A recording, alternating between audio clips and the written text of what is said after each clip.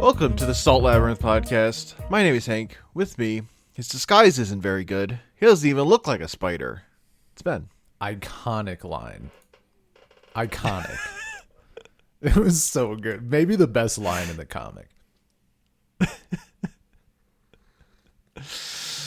was very important. Yeah. We're talking about Sensational Spider-Man number 13 through 15 from 1996.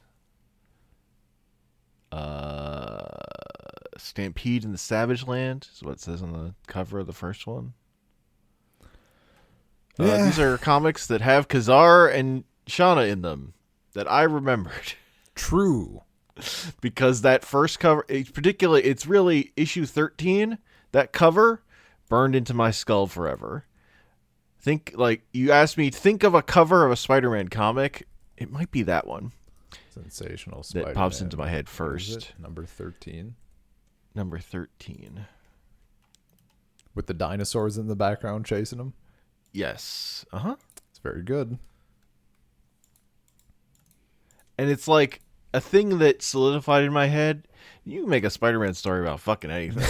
Yeah, Spider-Man. Yeah, he just goes to the Savage Land. The dude. Marvel Universe, it just exists. It's just Spider-Man and dinosaurs? Yeah, that's fine. Yeah, go that for makes it. sense. Yeah.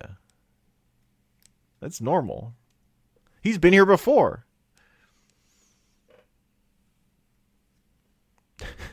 Man.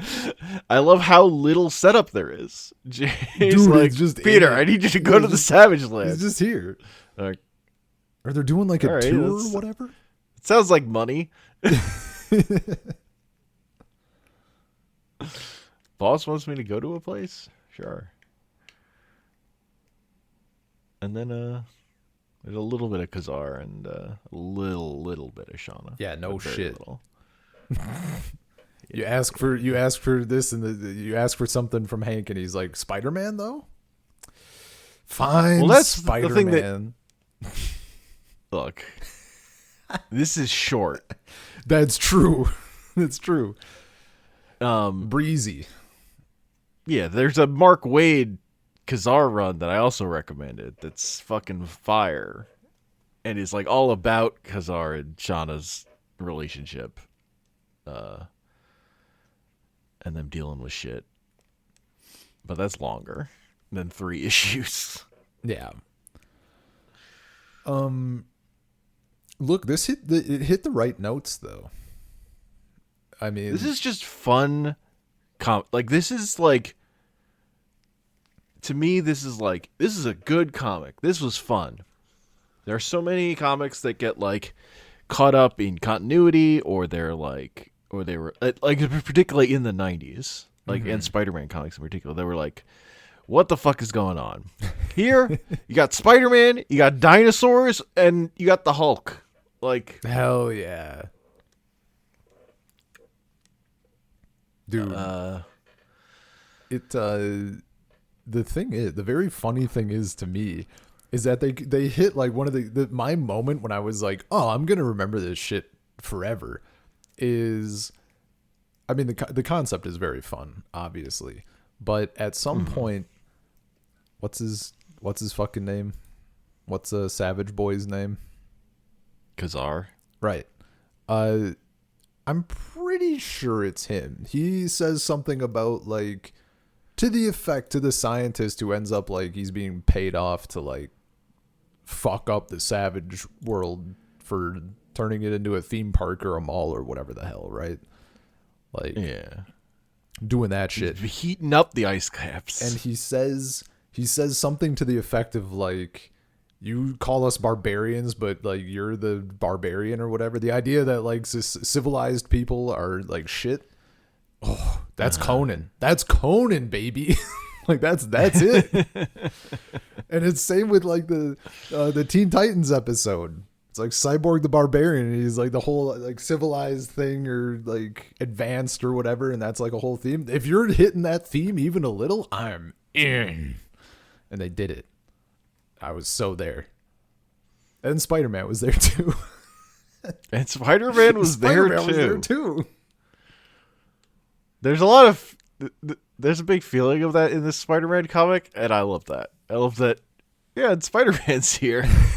There's stuff's happening. It's a very prevalent feeling. It's so good.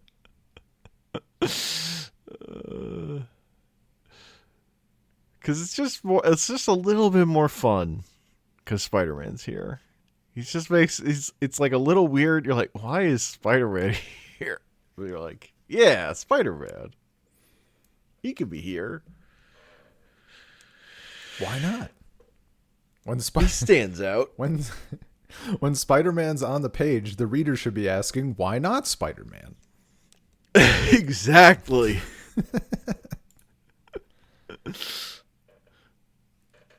No, it was. You're about to question it. You raise your finger, and then you're like, no, it's fine, actually.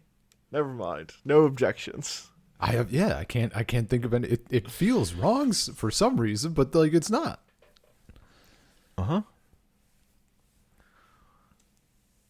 And also, it's a very Marvel Comics thing to me.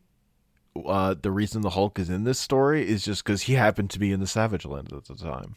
Yeah, that's where he was hanging out. He's just there. So you have a Savage Land story, so the Hulk is in it and has to fight the big ancient god that has been awakened.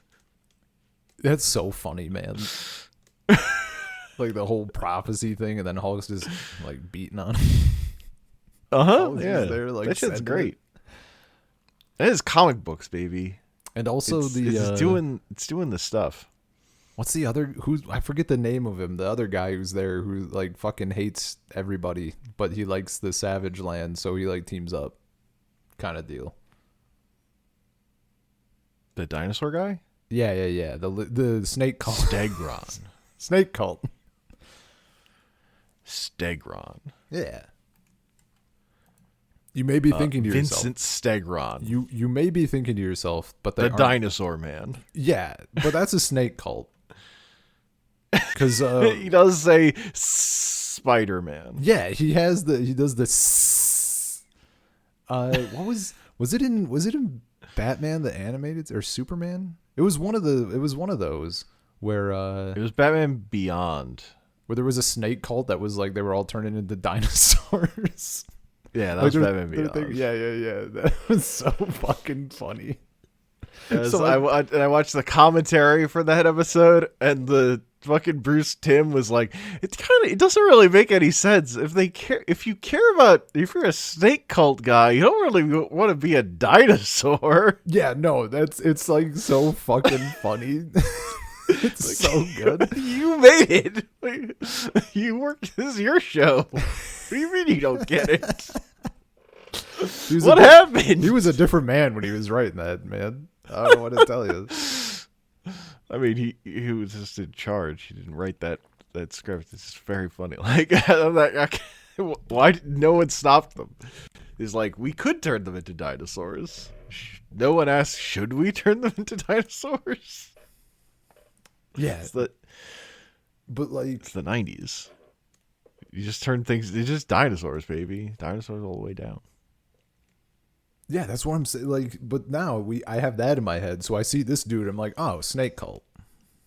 Yeah, true. It's all just the same thing.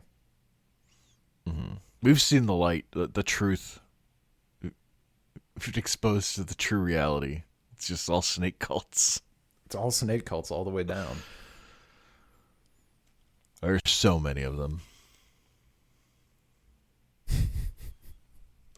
Well, yeah, clearly.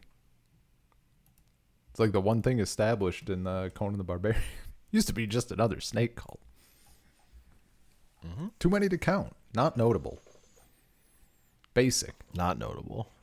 Yeah, exactly.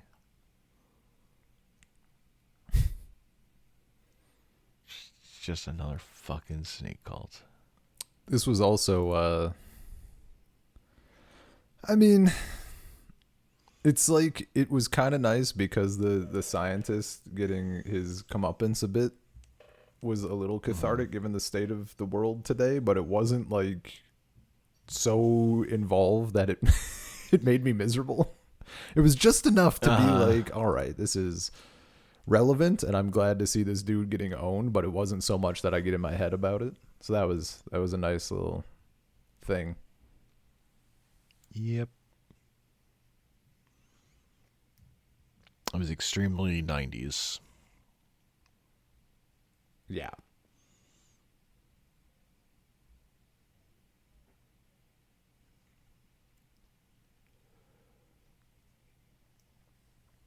Although it is funny. The thing that it stood out to me on this reading, this person is gotten malaria. I'm like, that's more relevant to our present than I like. Yeah, dude. This is now the thing. This is now the thing that's like, ooh, that's too real. Yeah. Oh, there's some of that shit. I mean, it's gonna happen, right? Yeah, But, like, yeah, it's just gonna happen. Yeah. Time comes for all things, even goofy Spider-Man comics. Yeah.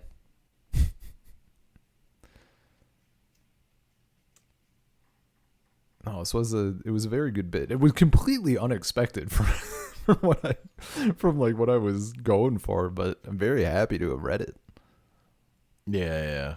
Also, I'm gonna be real, we've done the Spider-Man stuff that we've done, there's just so much where it's like more involved, right?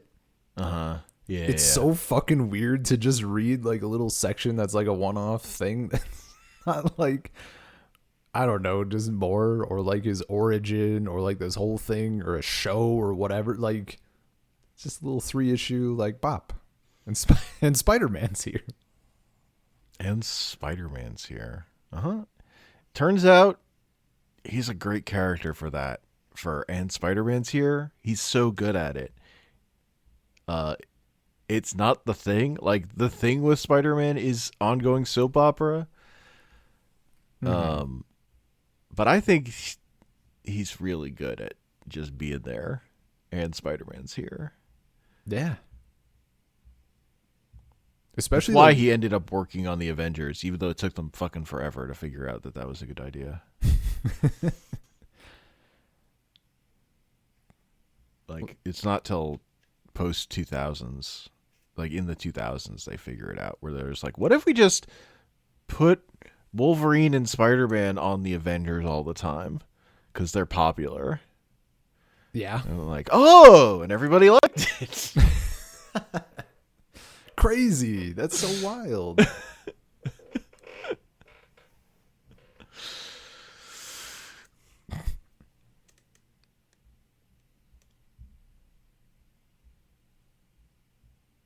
Damn, man. Anyway. Damn. 13 minutes. I don't know that I got that much more. There was that. Was it an old woman who like didn't want to leave? Oh, right. And then she was talking about how she didn't want to leave her baby. And Yeah. Spider-Man goes to like see and help, and then it's just she's pointing at a grave. Yeah. And there are like 3 panels of Peter's fucking looking at it. Yeah. That's good. It was very good. That one like hits a bit just because that's like, Yeah. I mean, that was literally like people in. That's baby diffed. It's baby diffed a little bit, but it's also like, I mean, I just by proximity and with Anya and stuff, I think about it. Well, like that there was it like her cousin's grandma on the other side, so like not her grandma in Kyiv, like bombs fucking falling. She's like, I'm not leaving the apartment. Like this is where I live. And like okay, like it was fine, but like fuck. Mm-hmm. It's a thing, man. That's one I've gotten more that idea. I mean, it, like logically in my head, I'm like, you gotta fucking leave. But like I get the feeling more. I remember when I was younger, even for like stuff like people who live in Tornado Alley in the US. Yeah. I'm like, you fucking rebuild your house like every other year. Why are you here rebuilding your house constantly? And now as a 30-something, I'm like, because that's like where they live. I get it. I'm not going to say it's the right or wrong decision anymore, but like I get it. Yeah. Sometimes people get, or like as when you're younger, you get mad at tropes, and then you realize, oh, that's actually just reality. That's just what people are like. Yeah, man. That's definitely a thing. It's like, that's not like a thing writers make up. That's experienced reality. Look, sometimes I get mad at the trope because it's too real. Yeah. But there's just a thing where like sometimes reality feels poorly written. Oh yeah, no doubt. Like if you put this in like there's stuff that happens in reality. If you put that in a story, people will be like, "That's fake. That's too contrived." You know? Yeah. I mean, I'll be real. I could do with a writer change for reality. Yeah, I don't, not wrong. I don't like the pacing. I don't like the arcs. The filler is mid at best. And I'm going to be honest, the characters they feel a little imbalanced and a little rough. Too edgy. Too edgy. And like, I get that they're trying to do like this whole dark villain thing, but I could really use like more of a Superman kind of writing character. That'd be nice. I agree.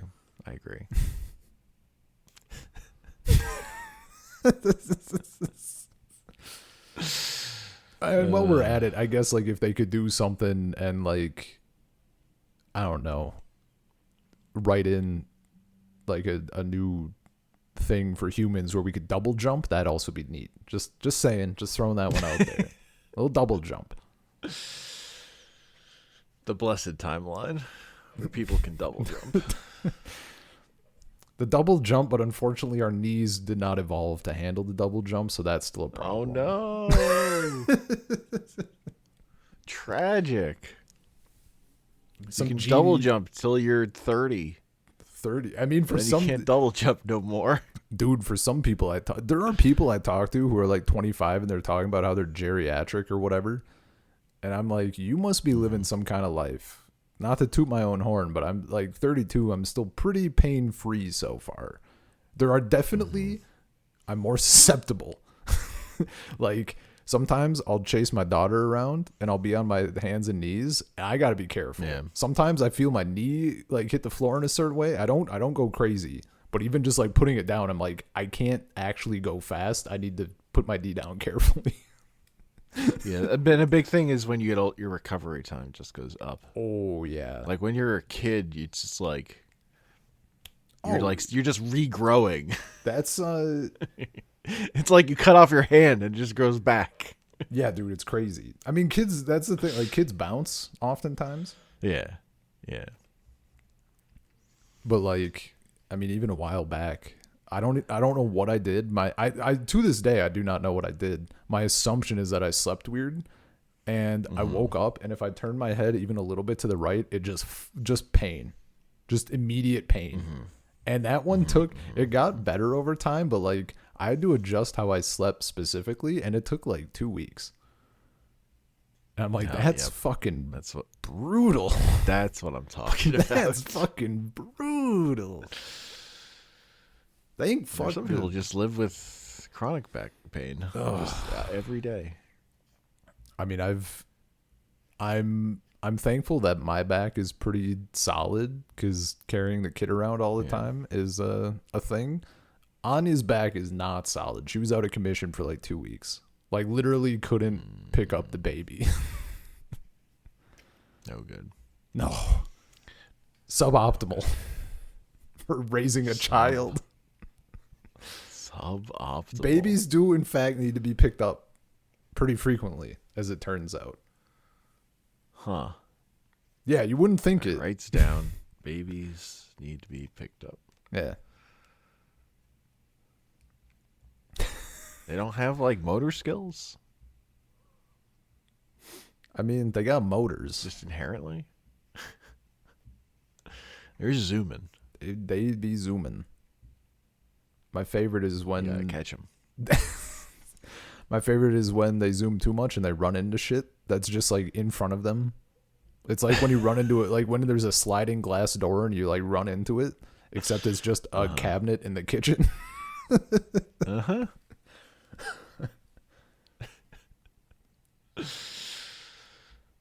Just having a good time, you know?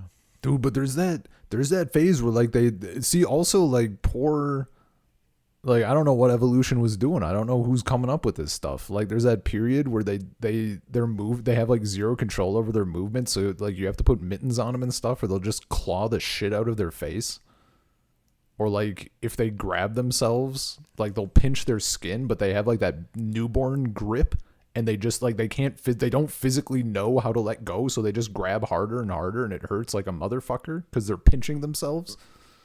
Who did that? Who decided that was a move? Why? Yeah, that's like a byproduct of having parents to take care of you.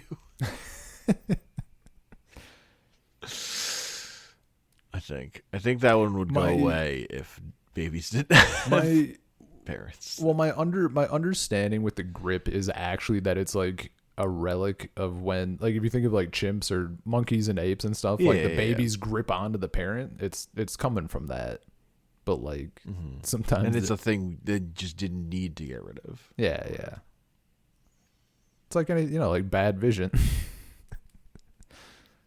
Everybody just blind. It's cool. Yeah. You just put some glass in front of your eye. No biggie. Yeah, you need a performance patch to make the resolution better. Fucking. Or you needed a hardware upgrade. Needed a new video card. People get a better monitor. People, when they think something or another, some dumb bullshit goes against the will of God, and they're wearing clothes and glasses. You living in fucking Phoenix, Arizona, wearing sunglasses and a hat, talking about what God wants or not. Yeah. Unbelievable. I'm an augmented human. I wear glasses. Hell yeah. Someday you might be extra augmented. Get that little hearing aid combo. Maybe a synthetic hip. Cut off my hand. Get a new hand. Dude, we're like far enough into like technology and stuff. We're like just far enough that when Anya's brother was super little, like 9, whatever, he'd be watching shit on YouTube, and like he knew vaguely about things that were going on. Like he knew that Elon Musk was trying to do like the brain chips or whatever, that like me and you as reasonable adults can look at that and be like, that's not good. And not because it's going to lead to bad things. It's because it's just fucking stupid. And it's not going to, like, we're not there yet.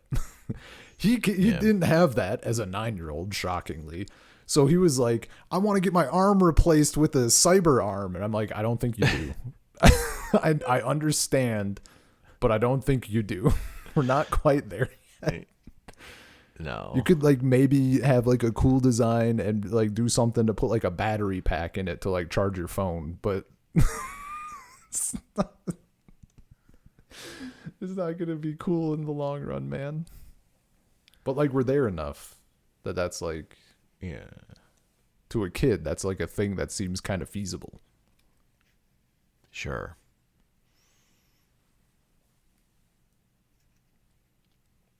It happens. Yeah.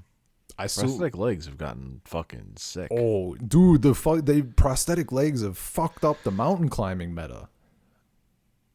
I know. It's so funny. Turns out too powerful. Removing like over half of your body weight leads to climbing advantages. Go figure. Yeah. Was there any like, do you know from when you was there any like tech or something, like some gadget or tech or something that you thought was real, and then like your parents had to break it to you, or you like found out the sad way that like it doesn't exist? I don't think so. Not that I can remember. When I was like 6 or something, I remember my parents breaking the harsh news to me that it was in fact impossible to make a lightsaber. Like, I think I mostly figured stuff like that out on my own. I don't think my parents were like out here telling me. well, I was shit I talking thought about it a I lot believed was because, like, okay. in my head, like, you have a torch that can cut through metal. You have like the welding stuff and electricity stuff. Like, I knew about the concept of like a plasma cutter. So I'm like, that kind of like, it could maybe be possible. My dad was like, I'm so sorry. It's not going to happen. And then Yeah, you just get a glass tube and you stick a flashlight in it. hell yeah, dude. Oh, I played with fake lightsabers. And then you all the smash them time. into each other and they shatter. Oh, And glass gets everywhere. Oh, well, see, no, we had the plastic one still broke, but then it was just like using a little knife. Someone just had a Hell fucking yeah. stabby lightsaber. No, for my brother it was jetpacks. He learned that jetpacks weren't like, or if they exist, they're like not. You're not fucking Boba Fett up in here, you know. He cried. Cried a lot. Jetpacks aren't real? Dude, it was fucking, he was out of his mind at the table. Like, he was full on crying. That's very funny. Oh yeah, it was. I'm like 4 years older than him, so I was a very mature and knowledgeable 10-year-old who knew that stuff wasn't real. I thought it was hilarious. I mean, I remember when I learned Santa Claus wasn't real. Yeah. Because I found my Spoilers. Christmas presents in the basement. I was like, oh, my parents got it. That makes sense. Yeah. Like, it was not upset. I was just like, oh. Yeah. That actually it makes more sense. That wouldn't be real. I think That checks out. my biggest instance of anything like that is still. Are you familiar with the movie Galaxy Quest? I am. Yeah. So the aliens like intercept the TV signal and they think it's real, right? Yes. I was like 5 years old because this movie had like just come out or whatever. It was like 99, and my dad bought it and really liked it. He was hyping it up to me, and I remember him explaining the plot. And at 5, I still remember like thinking that this was. I don't know how or why, but for some reason I didn't think he was explaining the plot of the movie. I thought he was explaining like how the movie came about, and I thought that like the aliens were real.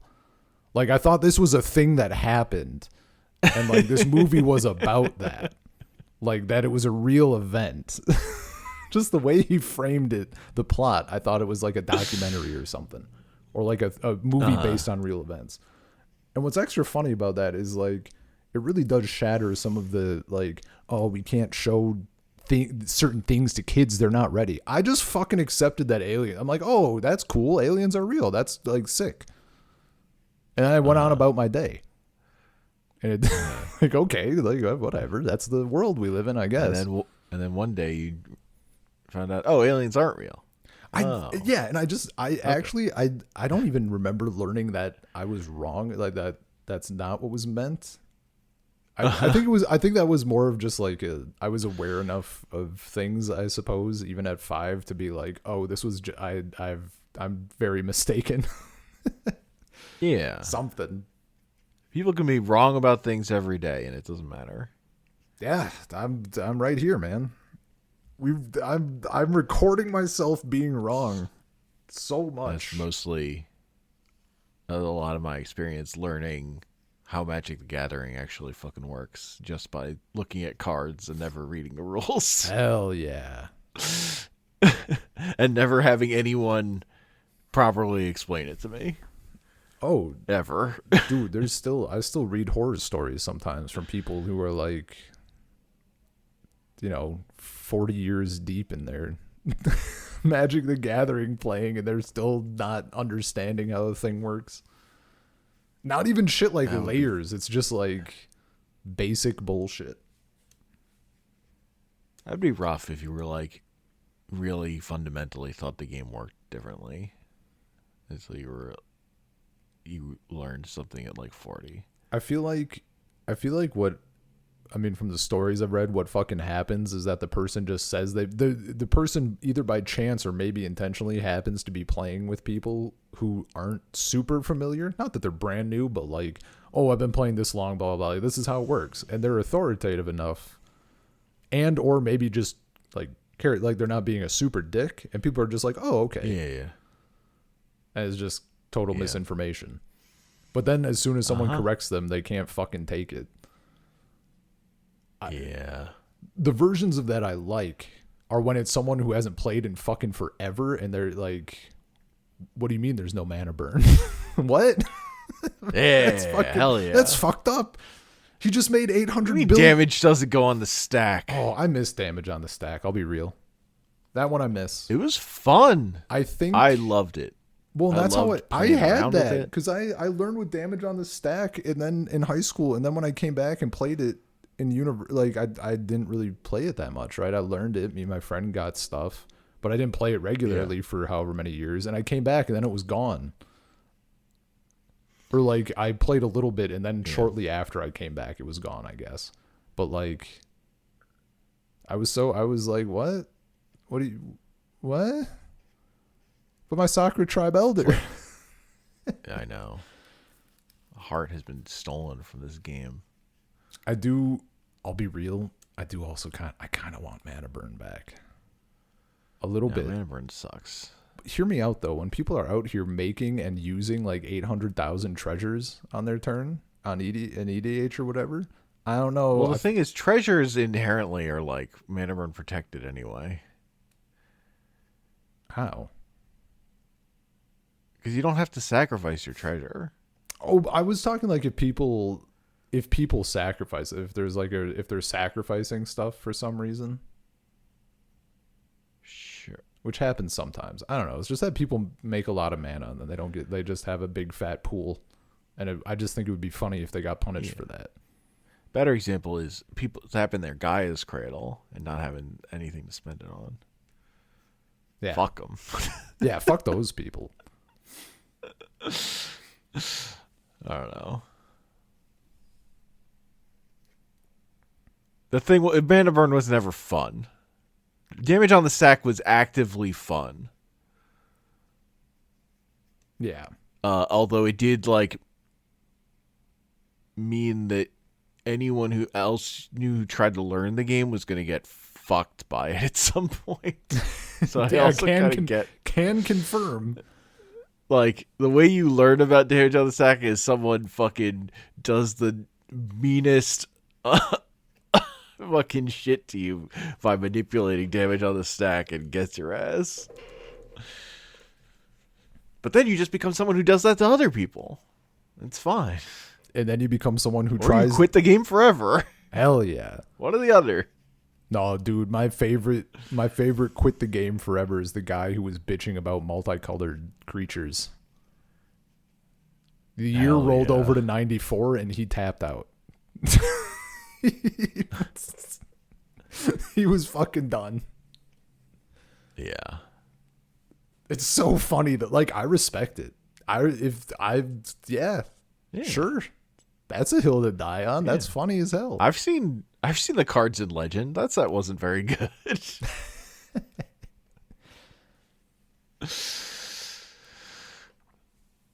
Ah, good times. Spider-Man comic episode, by the way. Yeah, but it's like, the most. This is a one unit of comic, please. Comic. Yes. I don't know. Oh, very much. This so. is like my baseline for what comics are in my brain. What's my baseline for what comics are? It's a pretty good question, actually. It's a pretty good thing to think about. Is it Berserk? No, Is that your baseline? because I was doing. Is it Death Note? No, that's not anime. That's garbage anime. I mean, when I think, like, I guess technically speaking, like, the first comics I ever read were like Calvin and Hobbes, right? Like, I still kind of think of like Sunday comics. Sure. Because I didn't read comic strips. books when I was little in the same way. I mean, the first comic that I fell in love with was that Darth Vader Dark Lord of the Sith. I think that was honest to God. I think that might have been like the first comic I read and truly was like, fuck, maybe this is a good medium. I really like this. And it just hit completely unexpectedly. Yeah. And then it's also just, I still think it's just very good. And the art was very good. And I happened to like the thing a lot. And then I started reading like Dr. Aphra and did like the Star Wars stuff. And that sort of launched it, right? Yeah. So like that's now you like Superman. Yeah, that's the thing. I'm like, that's like my start. I don't know that I would even consider that like my baseline though. That's just like, yeah. I kind of feel, you know what? Superman Smashes the Klan might be a baseline. I'm still just kind of spitballing, but like, yeah, it's a very, look, we haven't read enough mid comics. It's true. Your experience has been too curated. Well, Warlord is Warlord baseline. Warlords. I mean, that's a thing too. But that feels like more of a, I don't know. I guess it's comics. Oh, but baseline doesn't it? I mean, I like this comic, so it's not like bad. Yeah. Either. I mean, Warlord was also very informative. Sure.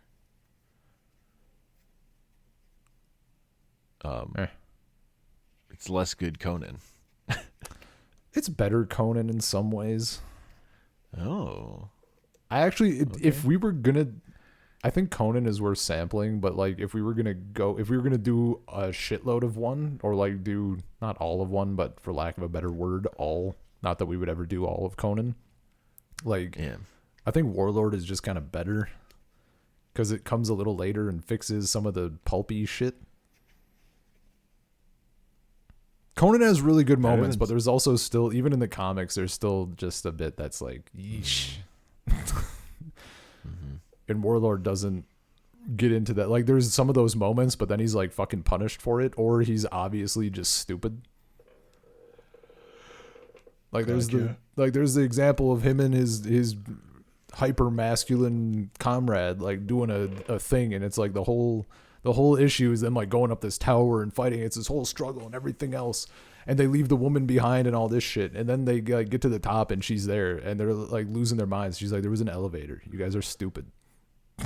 I'm like, that's great. Or like he asks his friend if he's the king of this land. If he's the king and he's black, why isn't everybody in this land black? And the dude's like, are you fucking kidding me right now? And then Warlord has to go like, you know what? That's if I really stand for like American values, I guess I shouldn't be thinking like that. You're correct to call me out. Thank you. Conan doesn't do that. He's like, you're Stygian, you're a piece of shit, I'm gonna kill you. Little less so in the comic, but it's still, you know. Yeah. I got you. Unfortunately, I understand. Unfortunately, in Warlord, the writer eventually changes, and then like the first thing that new writer has him do is backhand his wife. And she doesn't immediately. Yeah. Previously, that could have happened, but then she would beat his fucking ass for it, and it would like, you could justify the action by her like annihilating him. At least that doesn't happen. She just like turns over and like submits, and that's when that's when I fucking tapped out hard. I'm not doing that shit.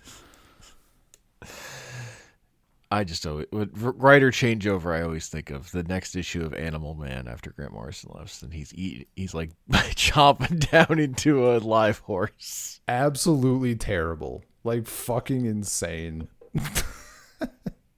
It's so bad. It's like as a shock thing. Yeah. Yeah. It's still just like fuck. The best. And now for something different. Different vibes. Yeah.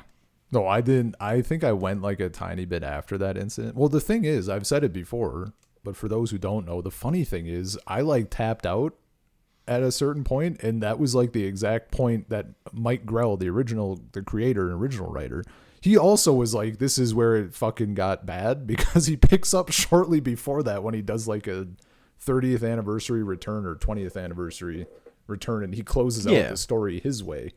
So that was just very funny that I read the vibes correctly. Mm-hmm. For not having old comics used to have like momentum from sales. Like if a book had been popular for a long time, it would just keep selling. Yeah. And then at a certain point, that definitely no longer exists. Yeah, no, that makes a lot of sense. But the other thing I was just thinking about is bringing it back to the comic book we talked about for just a moment. Shit. That like this mode of a Spider-Man story was not the normal. Like it's not like every Spider-Man comic was like this. Like I think of this as the default, but actually this is kind of an aberration.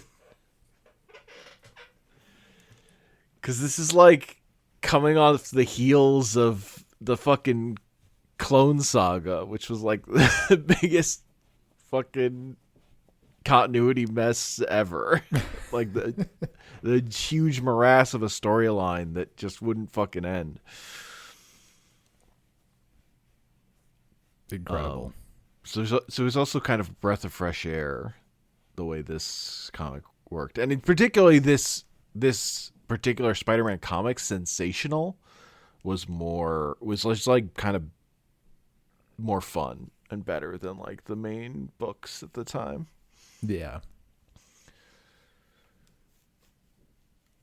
Interesting. It was like a separate Spider-Man book. Oh, it's kind of Amazing or Peter Parker. Yeah.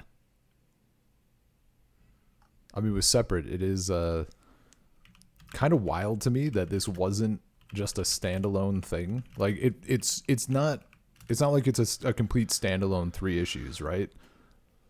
It's coming in between other stuff. But it feels so standalone. Like it just feels like a little thing. I feel like that never happens with shit we read. Unless we're reading all of it thing. Mm-hmm. Oh no, this was happening during the middle of the Clone Saga, yeah. The Clone Saga was going on at this time. Hell yeah.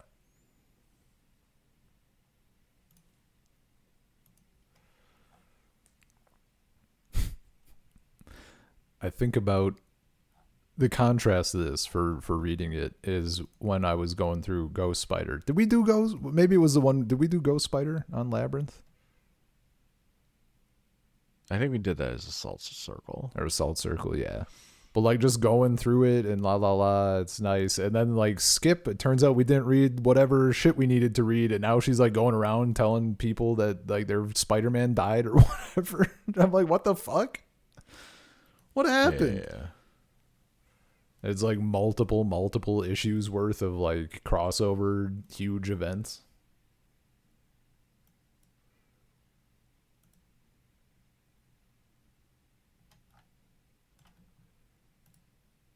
Yeah, man.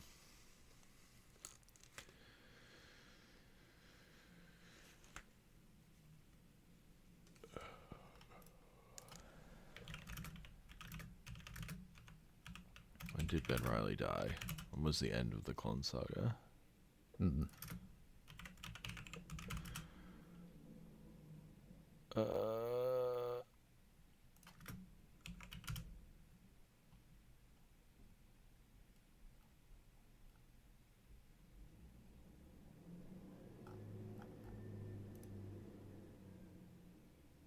I'm not finding it.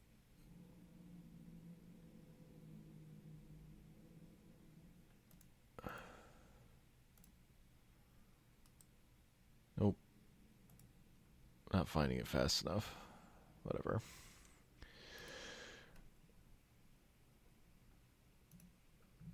I think it was around this time. That's a podcast. Saltcircle podcast. gmail.com. saltcirclepod. Bluesky.social. Anchor.fm/saltcircle at youtube.com/@saltcircle. I'm on YouTube /at comic panel at I am 3D Homer. Yeah, that one. I'm on Blue Sky comic panels.bsky.social. I'm on YouTube at Drathius. Man, it feels good just to be able to yap again. Imagine yapping. Imagine yapping. Gotta fucking put it all in. Hell yeah. Peace.